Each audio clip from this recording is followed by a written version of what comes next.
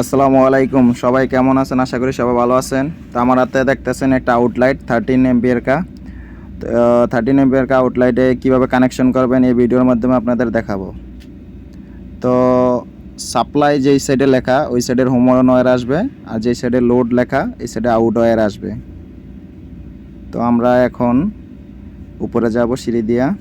তো দেখুন ভিডিওর মাধ্যমে আপনাদের দেখাবো কিভাবে কানেকশন করবেন। তো আমরা এখন যাচ্ছি।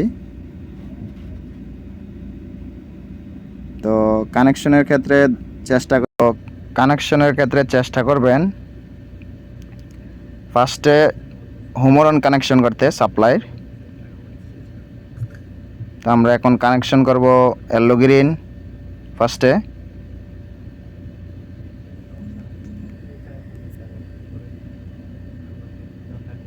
তো এলো গ্রিন কানেকশন করতেছি, দেখেন।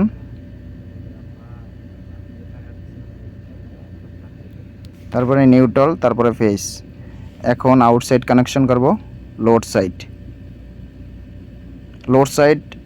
যেই সাইডে আপনার এপসো আউট ওয়্যার আসবে। তো আমাদের কানেকশন ক্লিয়ার। তো দেখুন ক্লিয়ার হয়ে গেছে।